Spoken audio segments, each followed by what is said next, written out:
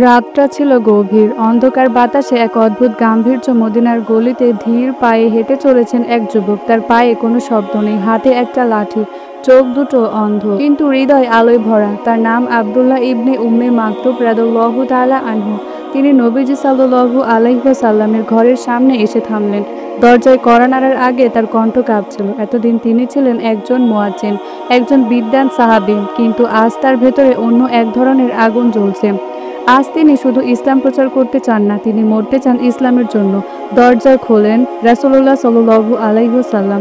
তার মুখে সেই চিরচেনা কোমল হাসি আর কণ্ঠে স্নেহভরা স্বর। আব্দুল্লাহ, এই রাতে তুমি এখানে কি করছো? আব্দুল্লাহ রাদিয়াল্লাহু তাআলা আনহু তার লাঠি মাটি থেকে সরিয়ে এক পা সামনে এগিয়ে বললেন, হে আল্লাহর রাসূল, আমাকে জিহাদের অনুমতি দিন। আমি চাচ্ছি আপনার সাথে যুদ্ধ করতে, ইসলামের শত্রুদের বিরুদ্ধে রক্ত দিতে।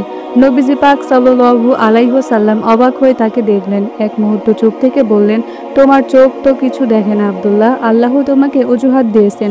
তুমি দায়িত্বে থেকো মদিনার মুয়াজ্জিন হিসেবে। যুদ্ধ তোমার জন্য ফরজ নয়।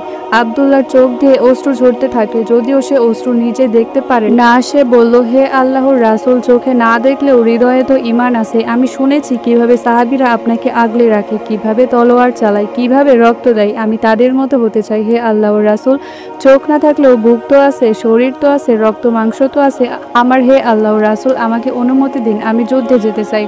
রাসূলুল্লাহ সাল্লাল্লাহু আলাইহি ওয়াসাল্লাম এবার তার কাঁধে হাত রাখলেন। আব্দুল্লাহ বুঝলেন রাসূলুল্লাহ সাল্লাল্লাহু আলাইহি ওয়াসাল্লাম কাঁদছেন, খুব কাঁদছেন। আল্লাহ তাআলার কসম, রাসূলুল্লাহ সাল্লাল্লাহু আলাইহি ওয়াসাল্লাম বললেন, তুমি এমন একজন যার ঈমানের ওজন পর্বতের চেয়েও ভারী। এই ঘটনা সেদিন শেষ হয়নি। বছর খানেক পর নতুন যুদ্ধ ঘোষণা হলো। কাঁধে সিরিয়ার যুদ্ধ। পারস্যের বিশাল বাহিনীর বিরুদ্ধে মুসলমানরা লড়বে। সে যুদ্ধে আব্দুল্লাহ ইবনে উম্মে মাকতুব রাদিয়াল্লাহু তাআলা আনহু শামিল হলেন। তিনি চোখে দেখতে পান না, কিন্তু তলোয়ার কাঁধে তুলে নিয়ে বললেন, আমাকে সেনাবাহিনীর প্রথম কাতারে রেখো। আমি এমন জায়গায় দাঁড়াবো যেখানে সবচেয়ে বেশি আঘাত আসে। মুসলিম সেনারা কেঁপে উঠল। তারা বলল, তুমি কি করে সবার সামনে দাঁড়াবে? তুমি তো একজন অন্ধ, কিছুই দেখতে পাবে না। শত্রুরা অনায়াসে তোমাকে মেরে ফেলবে। তিনি বললেন, আল্লাহর রাস্তায় অন্ধ হয়ে মরা আমার জন্য সবচেয়ে বড় সৌভাগ্য। তিনি দাঁড়ালেন সেনাবাহিনীর প্রথম লাইনে। তার কণ্ঠে আজান চলল যুদ্ধের আগে, তার মুখে দোয়া আর হাতে তলোয়ার। কেউ তাকে থামাতে পারল না। যুদ্ধ শেষে মাটি লাল হয়ে যায় শহীদের রক্তে। খুঁজে পাওয়া গেল আব্দুল্লাহ ইবনে উম্মে মাকতুব রাদিয়াল্লাহু তাআলা আনহু এর নিথর দেহ, আর বুক ফুঁড়ে ঢুকেছে শত্রুর বর্ষা। আর তার দুই চোখ যা কিছুই দেখতে পেত না, তা চিরতরে বন্ধ হয়ে গেছে। তার বুকের নিচে পাওয়া গেল ছোট্ট একটি ব্যাগ। খুলে দেখা গেল তার ভেতর ছিল কালেমা, লা ইলাহা ইল্লাল্লাহু মুহাম্মাদুর রাসূলুল্লাহ।